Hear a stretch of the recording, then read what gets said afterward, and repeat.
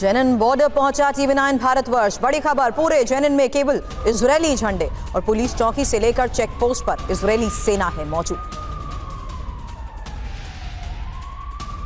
इस वक्त हम जहां पर खड़े हैं ये इजराइल और वेस्ट बैंक का बॉर्डर है, यानी जेनिन की सीमा यहां से शुरू होती है और आप देखिए फिलिस्तीन दो टुकड़ों में बटा हुआ है, एक गाजा पट्टी का इलाका और एक जो दूसरा इलाका है वो वेस्ट बैंक का इलाका। वेस्ट बैंक का जेनिन शहर इस वक्त उबल रहा है, जल रहा है और जैसे ही हम यहां पर रिपोर्ट करने आए तत्काल पुलिस की यह गाड़ी आई और ये जानना चाहे कि हमारे बॉर्डर के आखिरी छोर पर आप क्या शूट कर पा रहे हैं।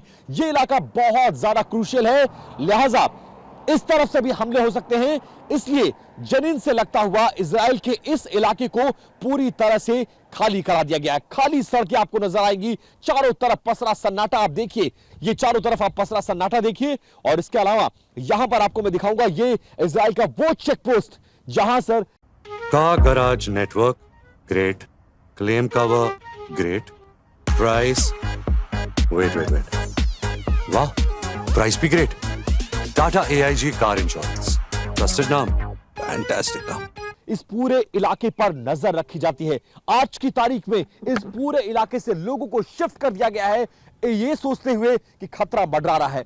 हम इस बॉर्डर पर इसलिए आए थे ताकि हम जेनिन के अंदर जा सके और आपको यह दिखा सके कि इस वक्त जेनिन में हालात कैसे हैं, क्योंकि खबरें यह आ रही हैं कि जेनिन में जमकर संघर्ष चल रहा है, क्योंकि Israeli defence forces West Bank में पूरी तरह से काबिज है, बहुत दबदबा है उनका। लिहाजा एक तरफ सीज फायर है वेस्ट बैंक गाजा पट्टी का और इस दौरान वो चाहते हैं कि वेस्ट बैंक के इलाके में भी हमास के जो सपोर्टर्स हैं, जो उनके मुखबिर हैं या फिर उनके लड़ाके वहां छिपे होने की जिनकी संभावना है, ऐसे लोगों को गिरफ्तार किया जाए। यह ऑपरेशन बड़े तादाद में इस वक्त वेस्ट बैंक के जेनिन शहर में चलता हुआ नजर आ रहा है और यहां पर कन्फ्रंटेशन भी चल रही है। लोकल लोग, जो फिलिस्तीनी लोग हैं, वो इजरायली डिफेंस फोर्स का मुकाबला कर रहे हैं उस धरती पर और मुकाबला करते हुए जवाब भी दे रहे हैं।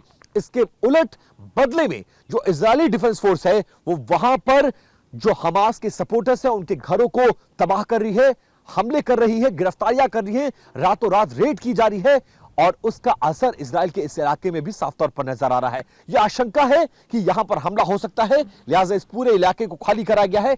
इस सड़क के आगे एक सीमा पड़ती है, एक बॉर्डर चेक पोस्ट पड़ता है, वहां से हमें वापस लौटाया गया है, आगे जाने की इजाजत नहीं है, लिहाजा इस रिपोर्ट को हमें यहीं से करना पड़ रहा है। ये जो इलाका है यहां पर आपको इजरायली झंडे नजर आएंगे, ये इजराइल की आखिरी सीमा है। और अब चीन पाकिस्तान की टेंशन बढ़ाने वाली खबर, क्योंकि भारतीय नेवी की ताकत बढ़ेगी। भारतीय नेवी को मिलेगा anti missile weapon system. Anti missile weapon system मिलने से और मजबूत होगी भारतीय नेवी। रक्षा मंत्रालय ने BHEL के साथ 2,956 करोड़ की डील की है।